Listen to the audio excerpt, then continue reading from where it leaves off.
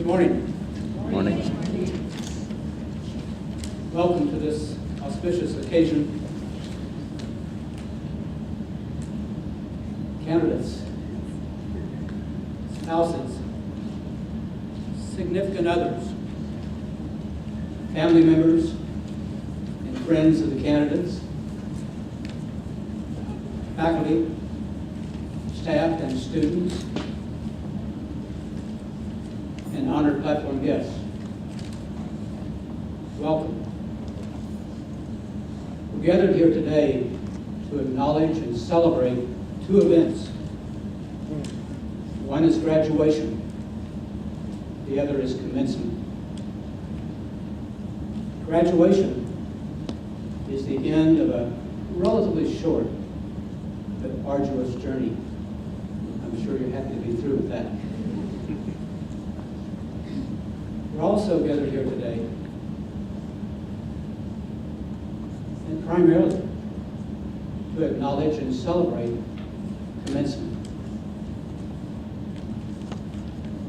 When the graduates receive their diplomas today, they will be commencing on a new journey. And later in this ceremony, I will share some direction, at least I will recommend some direction for that journey. Again, everyone, welcome.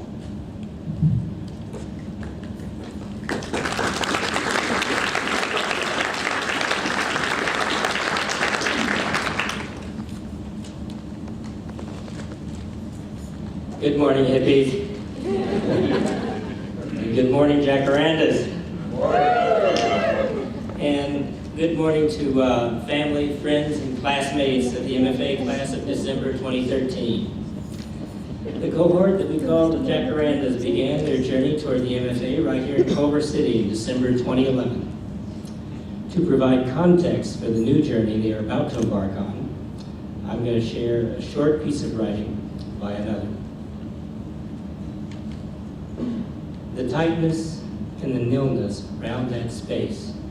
When the car stops on the road, the troops inspect its make and number, and as one bends his face toward your window, you catch sight of more on a hill beyond, eyeing with intent down cradled guns that hold you under cover.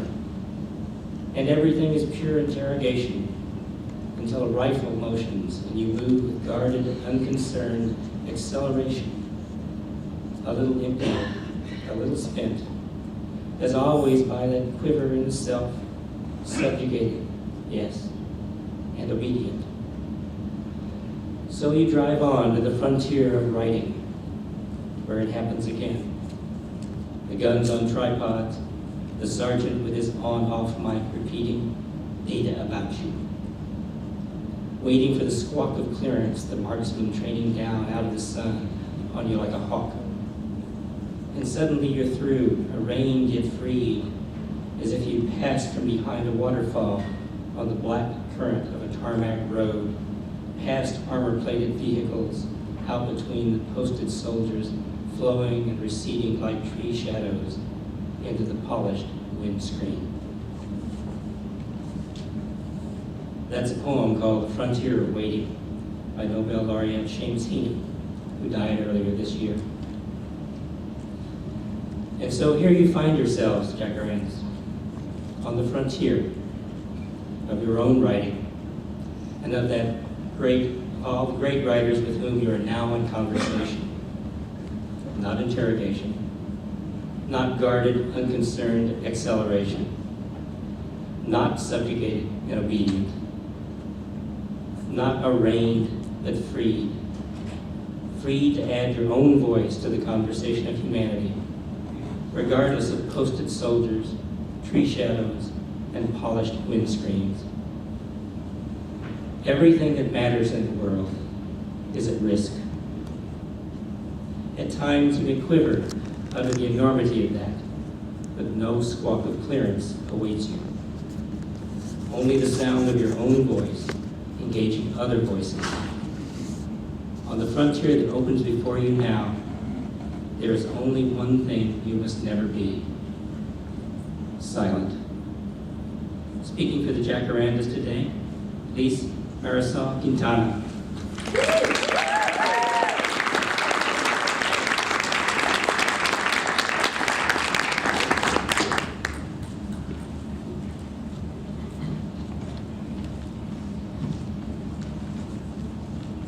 I'm putting sleeve pockets in everything from now on.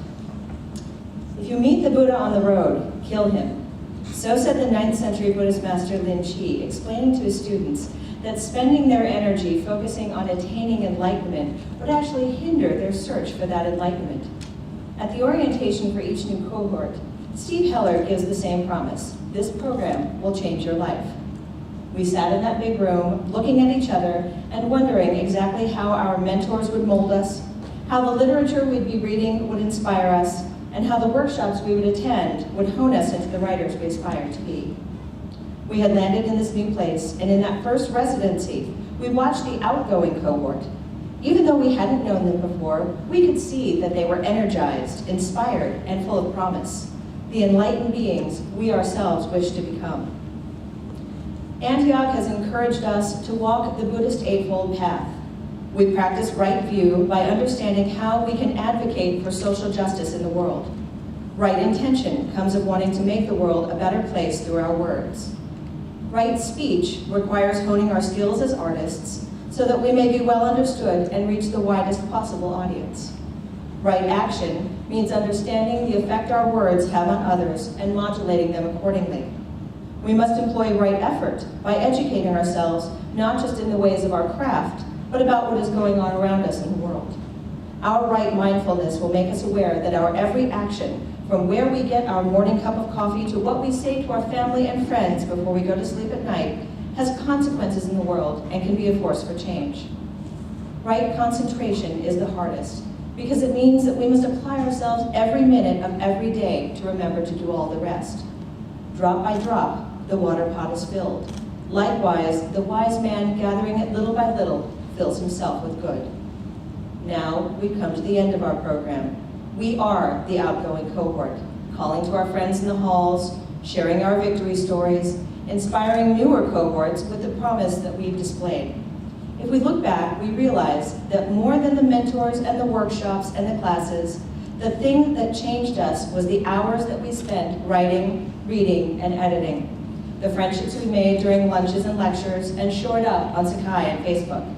The new ways we learned to think about ourselves and our craft.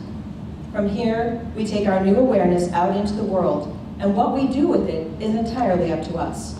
We must all remember as we disperse the things we learned here at Antioch. We must use our newfound wisdom to keep us grounded. For if a man going down into a river, swollen and swiftly flowing, is carried away by the current, how can he help others across? Thank you.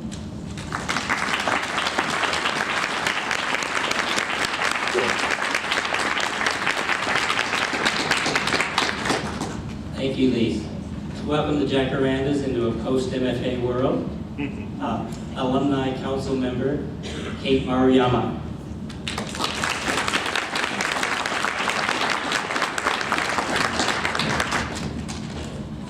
Thank you, Steve. Thank you, President Boggs, distinguished faculty and staff, graduates, and their friends and families. And congratulations, Jacarandas. I sat right where, come on. I sat right where you are 4 years ago today, and I know exactly how hard you worked to get here. Well done. After today, I highly recommend that you go home and take a month-long nap. I'm here on behalf of the Alumni Council to welcome you to the Antioch University Los Angeles Alumni Association. Today, you become a member of a growing group of proud Antioch alumni, already 6,000 strong, living in almost all 50 states, in dozens of countries across the globe, and active in too many professions to count. And I have a proposal for you. Yale has an old boys club. It's understood that if you graduate from Yale, you'll be stepping into a community built around helping you in your career, a support system of well-connected people, and a better chance of getting ahead in the world.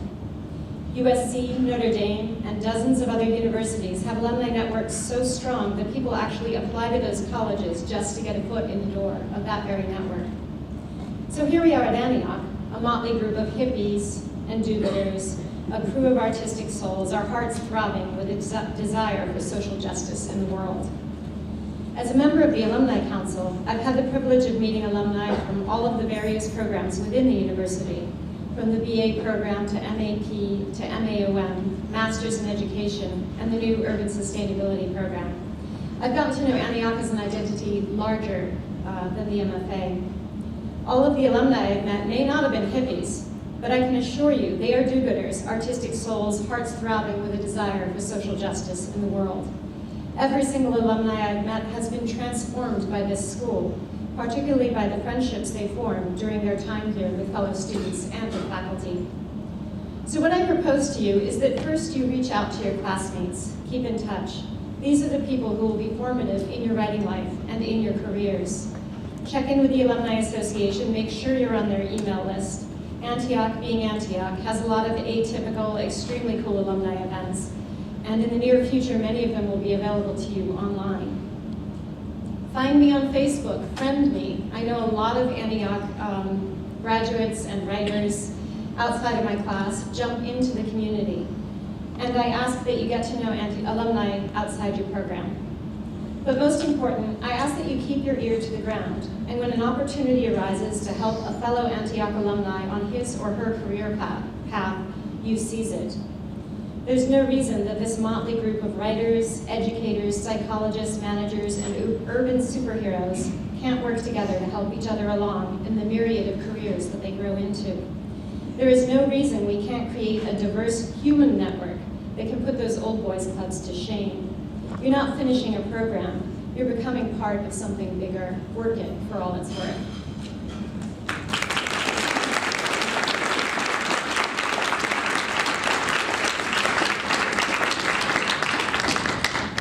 Thank you, Kate. To introduce today's commencement speaker, MFA student Jennifer McSharon.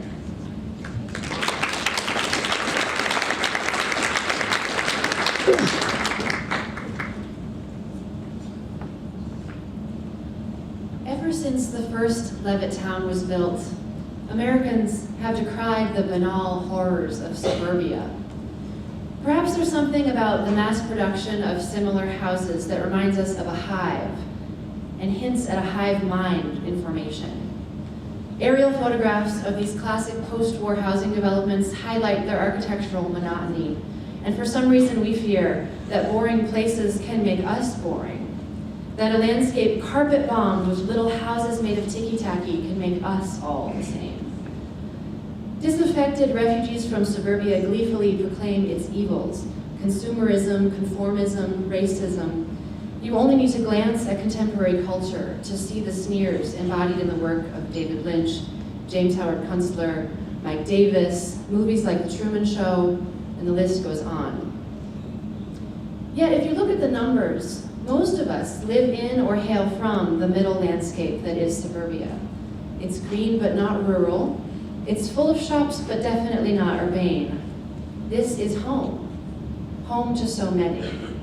So many human hearts beat in suburbia. How could it really be as hollow as intellectuals and artists are so eager to say? Look again at the places written off as placeless. You may find a lot more than you expected. This is perhaps the most important thing that D.J. Waldy's work as a writer calls to our attention. His 1996 book, Holy Land, a Suburban Memoir, winner of the California Book Award, is a multivalent narrative broken into 316 fragments of varying lengths. Waldy's story of growing up is interspersed with the history of the town of Lakewood, its oddball creators, the teams of workers who built the homes so quickly, the teams of salespeople who sold them to couples like Waldy's parents. Holy Land walks calmly past the platitudes leveled against suburbia and finds instead people. People living the best lives they know how. Not quite middle-class lives, as Waldy describes them, in little houses spaced just 15 feet apart. Joan Didion said, Holy Land is infinitely moving and powerful, just dead on right, and absolutely original. Waldy's other books include Where We Are Now, a book of essays about Los Angeles, California Romantica, and Home, 2 books on architecture organized by actress Diane Keaton. And he wrote vivid, evocative text to accompany the Photographs in Real City, a beautiful documentation of downtown Los Angeles, commissioned by the LA Public Library's Neighborhood Program. Waldy's flair for brief and piercing insights pairs very well with photography, and you can find an essay by him introducing an intriguing book of found snapshots called Close to Home. In addition to books, Waldy contributes to KCET's ongoing place-based reportage by way of a blog on their website, and his writings have appeared in the Los Angeles Times, the New York Times, the Wall Street Journal, and many other publications. Ladies and gentlemen, DJ Waldy.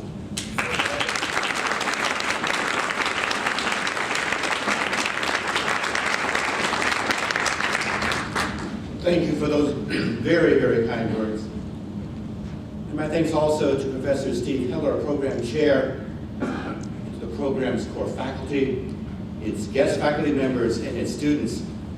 My thanks also to Dr. Boggs, Antioch University Los Angeles President, for this invitation to join you in this joyous occasion. Along with the graduates today, I'd like to add my small measure of thanks to the parents, family members, spouses, partners, and friends of today's graduates for putting up with the writer in your life. I know it hasn't been easy.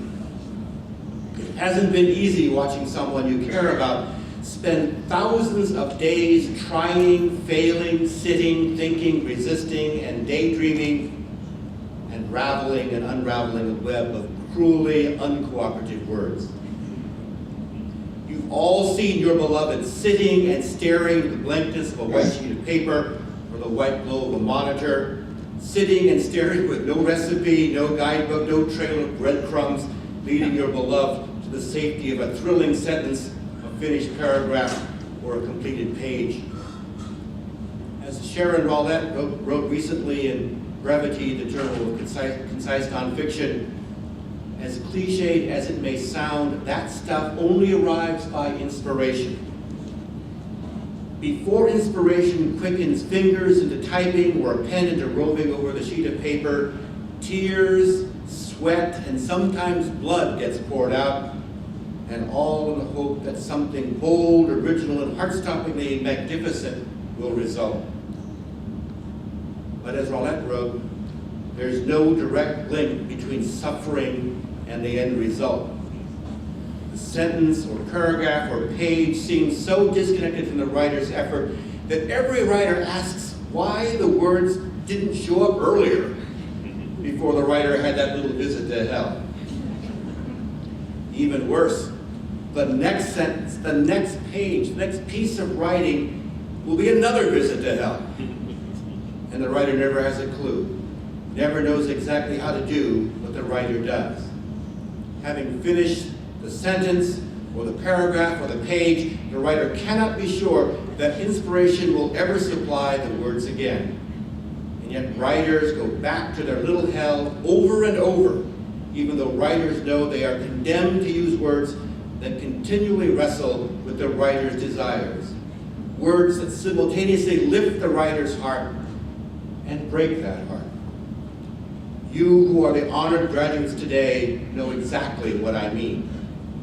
And because you've chosen to pass through a little hell for every sentence or paragraph or page, because you've persisted in romancing inspiration, because you've given yourself to the discipline of words, because you are engaged in the unfinished explication of a durable world in which you are not so durable, I can say of us, of you, graduates, and I can say, we writers. That isn't much of a graduation gift, I agree. And I imagine you prefer a book contract or an email of acceptance from the New Yorker. But my regard, the regard of one writer to another, is the one gift I can give you all. Bask for a moment in that regard, you writers. But bask only for a moment. We have lots of work to do. To get the work done, I have assembled some simple rules for staying creative and productive, rules which I have stolen from a review, from a book by Mason Curry called Daily Rituals, How Great Minds Make Time, Find Inspiration, and Get to Work. Rule number one for us writers, get out of bed. Some writers, of course, don't actually get out of bed, but they did pull the covers down and get to work. Edith Wharton spent her mornings in bed with a bottle of ink by one arm and a little dog tucked under her other arm. Wharton dropped each completed page over the edge of the bed until a maid picked them up and delivered them to Wharton's secretary to type. Since it's not likely that any of us has a maid or a secretary, we'll actually have to get out of bed to get to work. But when do we get out of bed? Well, Marcel Proust got up between 3 p.m. and 6 p.m., immediately smoked opium for his asthma, and then had coffee and a croissant. James Joyce combined late hours and writing in bed, writing all night lying on his stomach. But many more writers get up early. The novelist Nicholson Baker had the habit of getting up at 4:30 a.m. At that hour, he said, "The mind is newly cleansed, but it's also befuddled. I found that I wrote differently then." Ernest Hemingway was up at 5:30 a.m. even though he'd been drinking the night before. He said, "There is no one to disturb you at that hour, and it is cool or cold, and you can come to your work and get warm as you write." The poet W.H. Auden got out of bed shortly after 6 a.m., but to get started, he dosed himself with Benzedrine. So that brings us to rule number 2. Practice strategic substance abuse. The novelist V.S. Pritchard stopped writing for a midday cocktail, which is probably better than beginning your day smoking opium. Graham Greene, like Auden, also used Benzedrine, but the usual way we writers face the abyss of a blank page is with coffee. Kierkegaard poured a small amount of black coffee to a cupful of sugar and then gulped down the resultant concoction, which had the consistency of mud. The French novelist Balzac drank 50 cups of coffee a day, but Balzac died of heart failure at age 51. All I ask of you graduates is that you not make ODing on Red Bull part of your obituary in the New York Times. Okay, it's 4:30 a.m. or 6 p.m. You've had your amphetamines or a second cup of coffee. Now it's time to apply rule number 3. Make a schedule and stick to it. W.H. Auden wrote, "Routine in an intelligent person is a sign of ambition. Decide what you want or ought to do with the day, then always do it at exactly the same moment every day, and passion will give you no trouble." The novelist Joyce Carol Oates is said to plug away at her work from 8 a.m. to 1 p.m. and again from 4 p.m. to 7 p.m. The notoriously diligent British novelist Anthony Trollope began writing on his trips around Ireland as a post office inspector in the 1840s. He aimed to write 250 words a day, 250 words in a carefully timed quarter hour. Trollope traveled by train, so schedules may have been on his mind. Thomas Wolfe, it is said, had 1,800 words as his top target, not letting himself stop until he reaches it. And Stephen King is supposed to write a daily quota of 2,000 words a day. On the other hand, Gertrude Stein confessed that she had never been able to write for more than a half an hour a day, but she said, if you write half an hour a day, it makes a lot of writing year by year. All right, so 3,000 words, or 500, or 15 minutes, or half an hour, but those words have to be written somewhere. The British novelist Somerset Maugham had to face a blank wall in order to write. The novelist Thomas Wolfe wrote naked in hotel rooms. Maya Angelou, I am told, wakes at 5 in the morning, checks into a hotel room where the staff has been instructed to remove any pictures from the walls. She writes on legal pads while lying in the bed with only a bottle of sherry, a deck of cards to play solitaire, a copy of Roget's Thesaurus, and the Bible. And she says she leaves early in the afternoon. But it's also true that a number of writers have to be in motion to write. I'm one of them, so my rule number 4 is take a walk. The poet Wallace Stevens, who never learned to drive, walked to work for 39 years in Hartford, Connecticut, where Stevens was a senior executive for the Hartford Accident and Indemnity Company. Stevens walked for more than 4 miles a day in all weathers, refusing rides from his co-workers, composing and revising poems as he went. The poets William Wordsworth and Carl Sandburg routinely walked 15 or 20 miles a day. So did Charles Dickens, who walked miles through the twisting streets of London, deliberately getting lost, pondering plots and characters that seem to have the same circuitous richness. And if getting away from the writer's desk is too stressful or too painful, some writers put on the miles by pacing. Philip Roth wrote his novel Standing Up, pacing around. He claimed to walk half a mile for every page. Okay, rising at dawn or late afternoon, staring at a blank wall, smoking opium, drinking 50 cups of coffee, walking 20 miles, and writing a scheduled 3,000 words. But how are we writers going to pay the bills? Most of us, very much like me, are required to live a part-time writing life. That leads to rule number 5. Keep your day job. According to New Yorker staff writer Susan Orlean, there has never been a better environment than now for writing and getting your work broadcast to the world. On the other hand, she said, there's never been a worse environment than now for getting paid to do it. We writers have often turned to a job, sometimes a substantial career, to pay for a writing life. Franz Kafka was a specialist in industrial accidents at the Workmen's Accident Insurance Institute in Prague, and he was very good at it. The American poet William Carlos Williams was a family doctor. He wrote poems on the back of his prescription forms. William Faulkner wrote As I Lay Dying in the Afternoons before leaving for the night shift at the power plant. Harper Lee worked as a reservations clerk for Eastern Airlines, writing stories in her spare time. Before Hilary Mantel won the Man Booker Prize for Wolf Hall, she was a social worker. For much of her writing career, Toni Morrison not only worked a day job as editor at Random House, but she also taught university courses and raised 2 sons as a single parent. Here's Wallace Stevens again on a job. I find that having a job is one of the best things in the world that could happen to me, he said, seeing in his job a structure that allowed him to break free creatively. So far, my 5 rules for writers.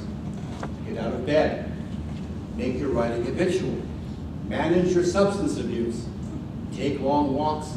Hold down a day job that's only to pay for all that coffee. And one more rule. Perhaps the most important rule. Since the other rules all have counterexamples of writers, famous or not, who have violated all of them with abandon. One rule will validate the sacrifices that have brought you here today. One rule will help you bear the little hell of writing a good sentence or poem or novel that beats with your conviction and a terrible beauty, and with all the inspiration you can conjure from the place where you write. That place that houses daydreams, that place which burdens the writer with its history, that makes claims on the writer's loyalty, which persists in memory because it is crowded with the things worn by years of the writer's hand. My last rule, the one rule, be faithful. Dennis Shapiro, the author of Still Writing, The Pleasures and Perils of a Creative Life, believes that we writers, although we may be staring at the wall, are at our most engaged, alert, and alive in those moments when patience, the mysteries of inspiration, and the unruliness of words deliver a sentence, a paragraph, a page. Time slips away, Shapiro says. The body becomes irrelevant. We are as close to consciousness itself as we will ever be. This is the process, the writer's imagination at work, that confirms the writer's faith in what the writer does. Those moments, the reward for the little hell, might almost be enough. But I believe otherwise. The writer's imagination is more than inward looking.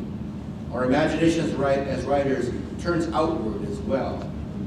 We writers have a world to explain, and work that the 19th century symbolist poet Stéphane Mallarmé called L'explication orphique de la terre, work that is nothing less than the Orphic explanation of the world.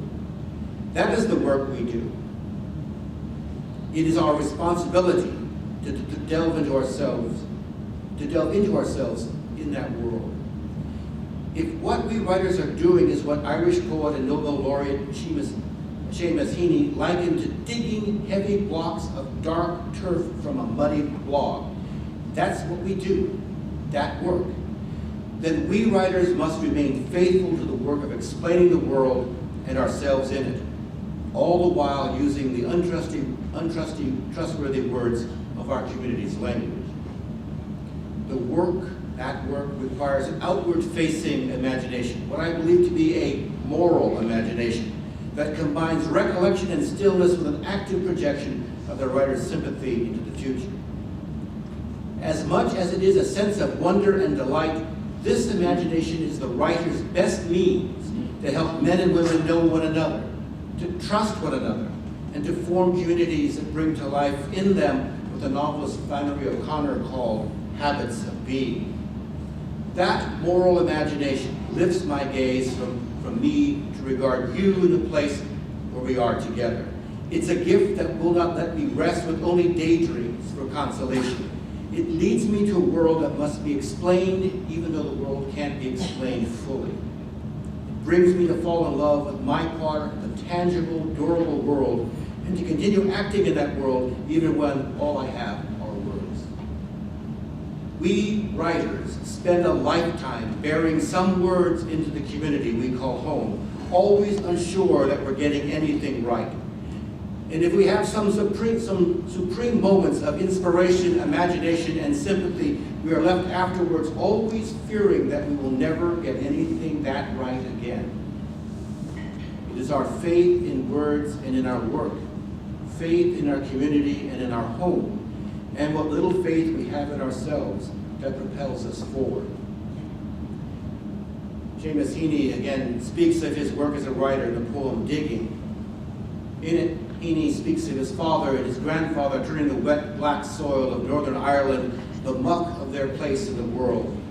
Heaney says, by God, the old man could handle a spade just like his old man. And looking down at what he has as a writer, Heaney says, I have no spade to follow men like them.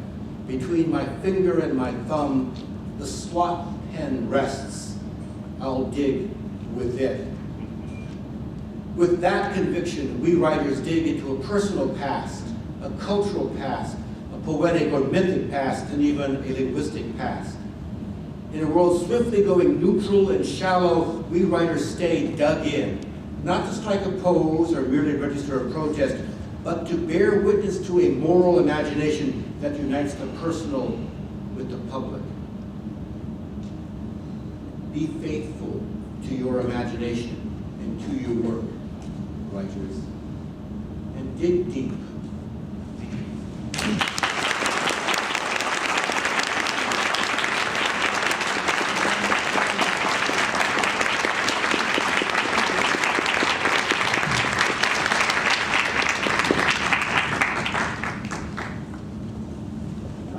Thank you very much for that light-hearted set of rules and that very serious insight into what is required to be a successful writer. It helps me understand why I'm not a writer. And it gives me more admiration and respect for those of you who are. Now I'd like to introduce our Provost and Vice President for Academic Affairs, who will present our graduates. Dr. Luis Padana.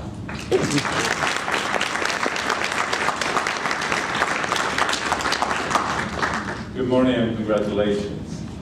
They say that writers are often told that words take a life of their own. So please forgive me if your name takes a life of its own. Will the candidates for the Masters of Fine Arts in Creative Writing please line up one row at a time to receive their diplomas?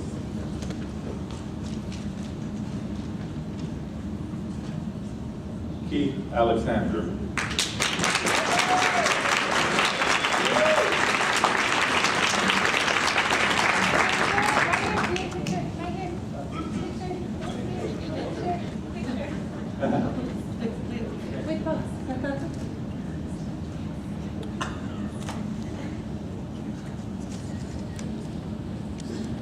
Colleen Carney.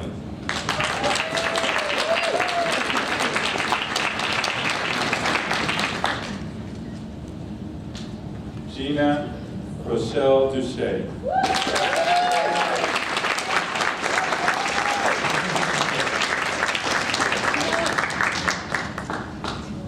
Nehemiah L. Harvey.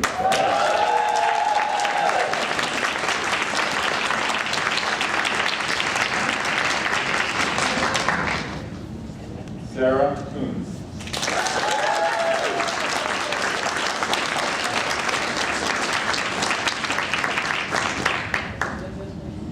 Julie Hungerville Lumet.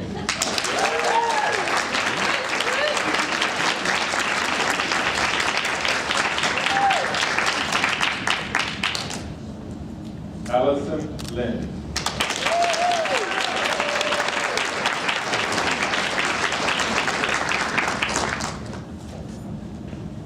Michael Marino.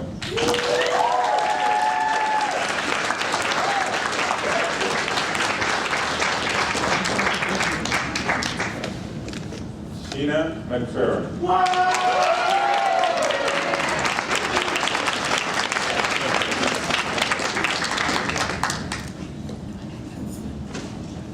Jane E. Monteagle.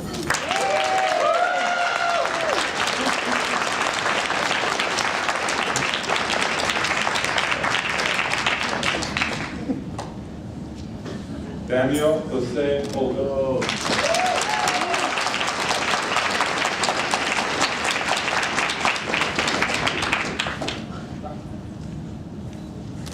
Lise Marisol Quintana.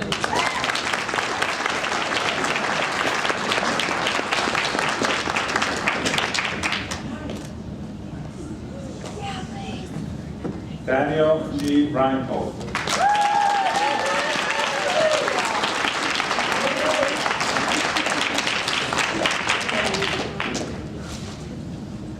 Kristen Kerr.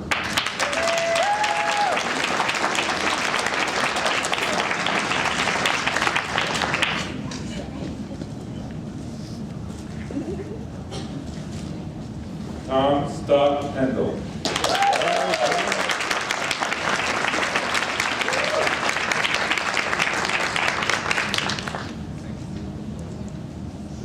Sherlyn Walker.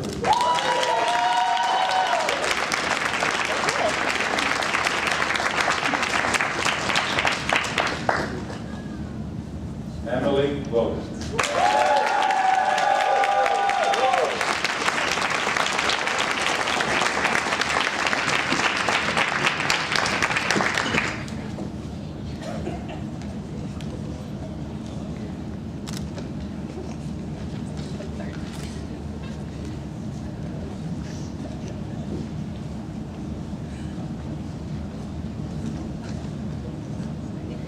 President Boggs, on behalf of the faculty, I present to you for appropriate recognition the candidates for the degree of Masters of Fine Arts in Creative Writing.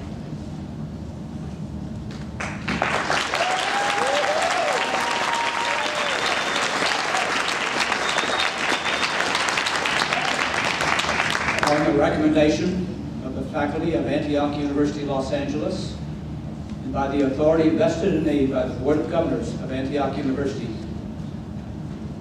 I hereby confer upon you the degree of Master of Fine Arts with all of the honors, responsibility, and opportunities pertaining thereto.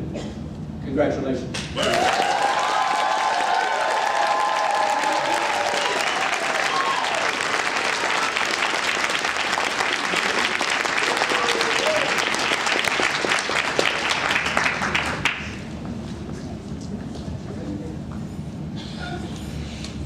That's my opportunity to give you a charge. But before I do, I would like to talk just a moment about the mission of Antioch University. That mission specifically says that Antioch University provides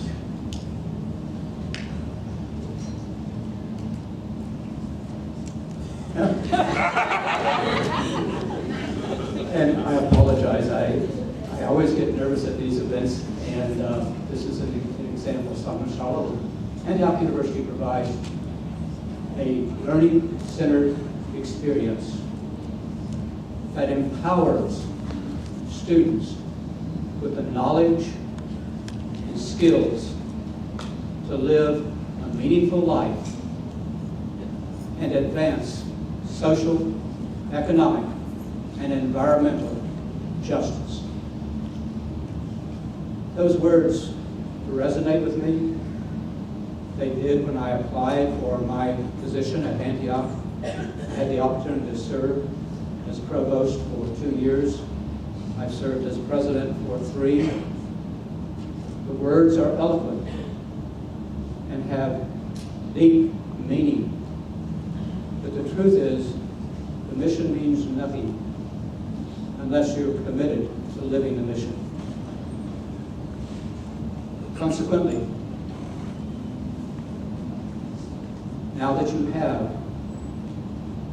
through this education at Antioch, the knowledge and skills to advance social, economic, and environmental justice, my charge to you is that when you write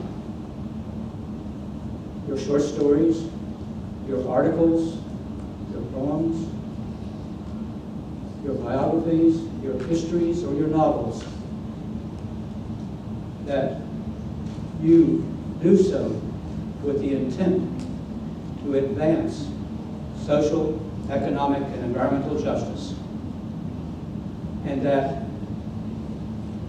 you do so with the intent of sharing that commitment in the community in which you live, across the nation in which you live, and around the world. If you are willing to accept that charge, please stand and turn your tassels.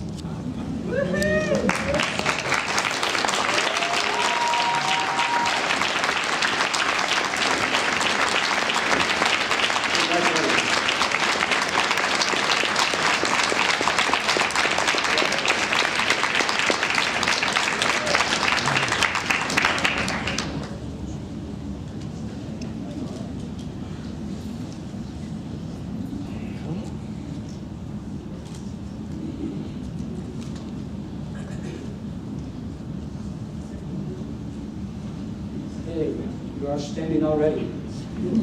For the rest of you, will you please stand for the recessional and join us for a reception for graduates and their guests immediately following the ceremony. To get to the reception, exit the ballroom and walk directly across to the terrace.